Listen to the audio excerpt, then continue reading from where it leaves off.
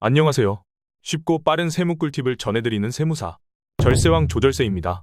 직장인들은 13월에 월급이라고 하는 연말 정산을 준비하셔야 되는데요. 많은 분들이 올해는 얼마나 받을 수 있을지 혹은 얼마나 뱉어야 하는지 궁금해하고 처음 연말 정산을 신고하는 분들은 어떻게 준비해야 하는지 막막해하는 분들이 계실 텐데요. 먼저 연말 정산에 대해 간략하게 설명드려 볼게요. 근로자의 경우 급여를 지급할 때 급여 명세서를 들여다보면 소득세에 주민세가 공제되어 지급되는 것을 확인할 수 있는데요. 소득세와 주민세는 근로소득 간이세액표를 기준으로 개인의 소득을 추정하여 부과된 세금이라 본인의 소비 패턴이나 부양가족 등은 반영되지 않아 있기 때문에 이미 납부한 세금을 다시 계산하여 최종적으로 올해 납부할 세금을 다시 확인하고 정산하는 것을 연말정산이라고 해요. 이번 영상을 통해 연말정산을 준비하는 방법과 최대한 환급을 많이 받을 수 있는 방법을 새롭게 개정된 내용과 함께 쉽고 자세하게 싹 다 알려드릴게요. 매년 하는 일이지만 1년에 한 번만 진행하는 거라 할 때마다 깜빡하고 놓치는 부분이 의외로 많으신 것 같아요. 세법은 매년 개정이 되어 세금부과 기준과 공제 조건이 변경되기 때문에 체감되는 변화의 폭은 크게 느껴질 수 있어요. 이번 연말정산부터 적용되는 개정 내용을 먼저 간단하게 설명드리고 신경 써서 챙기지 않으면 많이들 놓치고 손해보는 내용도 알려드리니까 영상 꼭 끝까지 시청하시고 최대한 환급금을 많이 챙기시길 바랄게요. 첫 번째 개정사항은 과세표준 구간이 조정되었는데요. 6% 세율 적용 구간이 1200만원에서 1400만원으로 15% 세율 적용 구간이 4600만원에서 5000만원으로 변경되었어요. 예를 들어 설명드려보면 과세표준이 1400만원 이상 5000만원 구간인 3000만원이라고 가정할 때 개정 전세액을 계산해보면 3000만원의 15%를 곱한 금액에서 누진 공제 금액인 108만원을 뺀 금액인 342만원이 세금으로 부과되는데 개정 후 세액은 3천만원에서 15%를 곱한 금액에서 이번에 상향된 누진 공제 금액인 126만원을 뺀 금액인 324만원이 세금으로 부과되기 때문에 18만원가량의 세액이 감소한 걸 확인하실 수 있어요. 마찬가지로 계산해보면 과세표준이 5천만원 이상이신 분들은 무려 54만원의 세액이 감소되었어요. 두 번째 개정사항은 신용카드, 문화비, 전통시장 등 소득공제인데요. 신용카드보다 체크카드가 공제율이 더 크다는 건 많이들 알고 계시죠?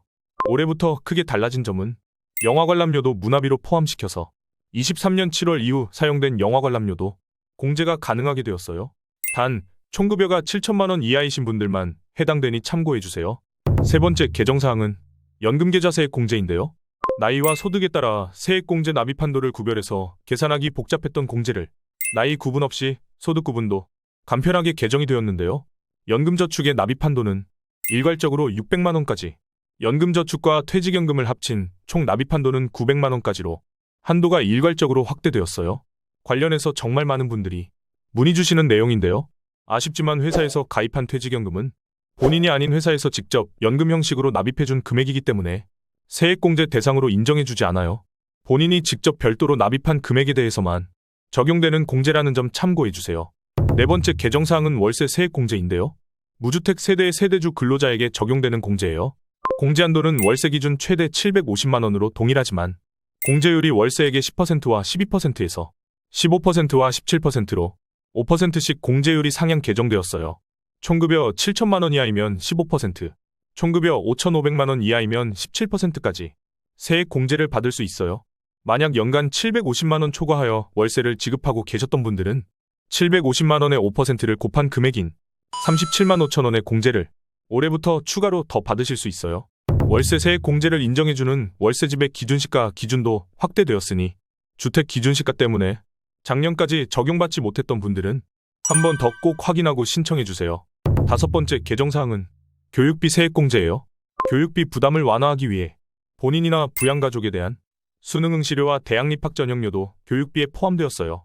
여섯 번째는 기부금 세액 공제인데요. 고향사랑 기부금 세액 공제가 신설되었어요. 거주지 또는 거주지 이외에 지방자치단체에 기부한 금액에 대해서 최대 10만원까지 100% 전액 세액 공제를 적용해주는 제도예요. 기부 활성화를 위해 30% 상당의 답례품을 제공하고 있어 10만원을 기부하면 사실상 13만원의 혜택을 보실 수 있는 셈이죠. 참고로 기부액의 최대 500만원까지만 30% 상당의 답례품을 지급해요. 1억을 기부해도 500만원의 30%인 150만원 상당의 답례품을 받는 셈이죠. 주의하셔야 할 점은 연말정산 시에 기부금 세액 공제를 적용하지 않더라도 이미 다른 세액 공제와 소득 공제 혜택으로 전액 최대환급을 받으시는 분들은 10만원 세액공제에 대한 혜택을 추가로 적용받지 못할 수 있으니 혹시라도 환급 때문에 기부를 하시려는 분들은 본인의 예상 환급액을 미리 확인해 보시기 바랄게요. 마지막 개정사항은 중소기업 취업자 소득세 감면인데요.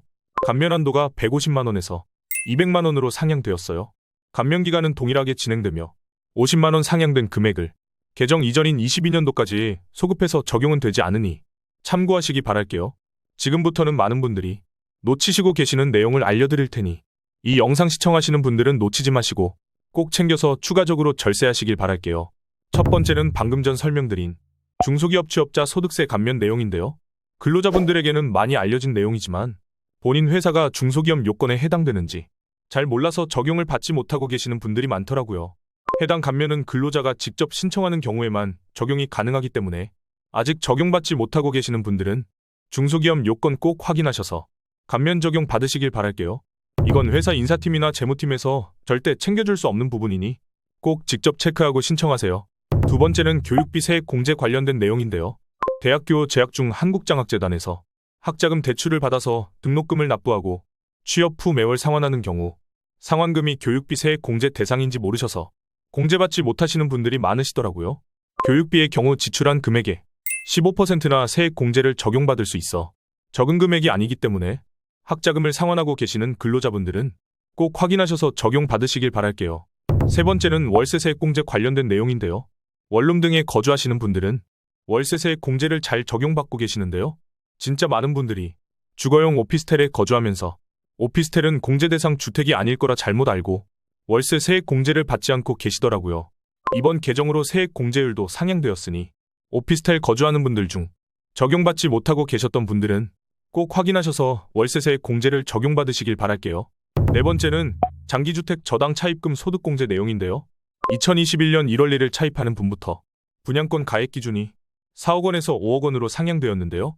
장기주택 저당 차입금 전환 조건으로 대출을 받아 아파트 분양권을 취득하고 매달 이자를 납입하면서 개정된 내용을 몰라서 분양권은 4억 원 이하만 공제 대상인 줄 알고 공제를 적용받지 않는 분들이 많다고 하니 대출로 분양권을 취득하신 분들은 꼭 한번 확인해 보시기 바랄게요. 그리고 10월부터는 홈택스 사이트에서 연말정산 미리 보기 서비스가 오픈되기 때문에 24년 2월에 예상되는 연말정산세액을 미리 계산해 보실 수 있고 절세 전략을 세울 수 있는 서비스를 제공하고 있어요. 맞벌이 부부인 경우 부양가족 공제, 교육비, 기부금, 신용카드 등 누가 공제 받는 것이 더 유리한지 미리 확인할 수도 있고 본인의 회사가 중소기업에 해당하는지 판단해서 중소기업 취업자 소득세 감면 신청이 없는 경우 근로자에게 별도로 안내도 해준다고 해요. 신용카드, 기부금, 연금계좌 등 공제 항목도 분석해서 최근 3년 동안의 공제금액, 세금 납부 추이 등을 확인하고 추가 공제가 가능한 금액과 유의할 사항도 알려주는 등 여러 가지 절세 팁을 제공하고 있으니 꼭 다들 이 서비스를 이용해 보시길 추천드릴게요. 많은 내용들이 전산화가 되어 있어 해당 서비스만 이용하시더라도 연말 정산할 때 적게는 몇십만 원에서 몇백만 원까지도 아끼고 환급 받으실 수 있을 것 같아요. 아직 끝이 아니에요. 많은 분들이 모르고 있는 진짜 꿀팁 몇 가지 더 설명드릴게요. 첫 번째는 주택월세 지출액이 있는 분들은 홈택스에서 현금영수증을 신청하는 방법인데요. 현금영수증을 발급받으면 월세세액 공제 지출증빙으로 활용할 수 있고 만약 월세세액 공제 대상이 아닌 경우에도 현금영수증 소득공제를 받을 수 있어요. 이미 월세세액 공제를 적용받으신 분들은 아쉽지만 중복 적용은 안 되는 점 참고해주세요. 월세세액 공제가 적용되지 않는 총 급여 7천만 원 초과이신 분들은 꼭 현금영수증 소득공제라도 신청하셔서 신용카드 등 소득공제 혜택을 챙겨받으시길 바랄게요. 신청 방법은 홈택스에서 주택임차료 월세 현금영수증 발급이라고 검색하면 나오는 메뉴를 클릭해서 신청하시면 돼요. 두 번째는 쉐어하우스를 이용하는 분들도 월세 세액 공제를 받을 수 있는데요. 별도 생계를 유지하는 쉐어하우스 이용자는 월세 공제 요건인 세대주, 계약자가 아니더라도 본인이 부담한 월세에 대해 15% 또는 17%까지 세액 공제를 받을 수 있어요. 최대로 적용받으면 127만 5천 원까지도 세금을 아낄 수 있으니 꼭 확인해 보시길 바랄게요. 세 번째는 청년으로 중소기업 취업자 소득세 감면 후 경력 단절 여성으로 추가 감면이 가능하다는 내용인데요.